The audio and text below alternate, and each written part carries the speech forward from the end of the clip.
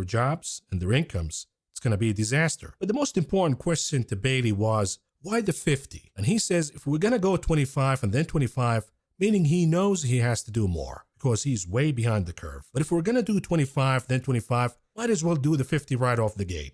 And I agree. And that brings us to Chairman Powell. Chairman Powell made a skip or a pause, but then he says, oh, we have 2 more coming. And the question becomes, why not just doing them right now? If you say we have 50 coming, do it now. Why the skip? Why the pause? Why split the hikes into 2 meetings? Here's Chairman Powell. Chair Powell, you've said it many times, and yet you paused, but you're not calling it a pause, and you're not calling it a skip. So what are we calling it? Well, first of all, Sarah, thank you, and Christine, thanks for hosting us here in Sintra. So what we're calling it is maintaining the level of the federal funds rate at its current level for this meeting. Thank you. Thank you.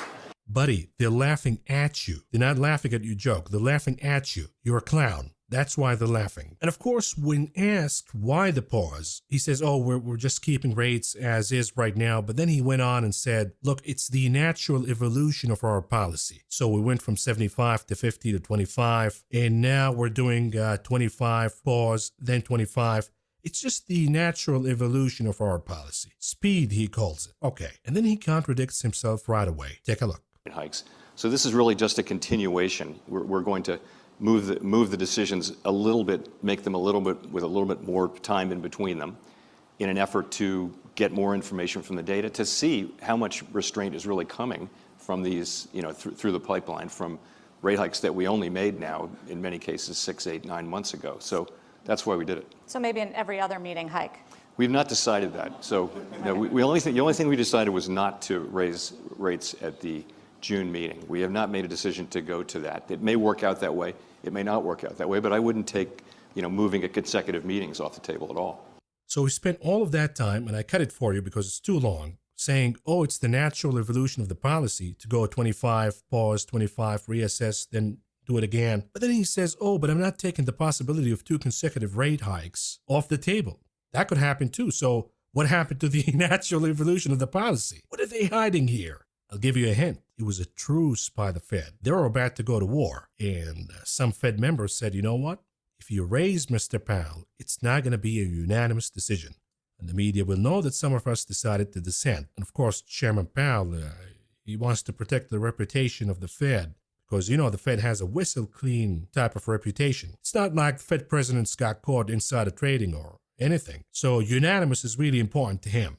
So they made a truce. We pause now.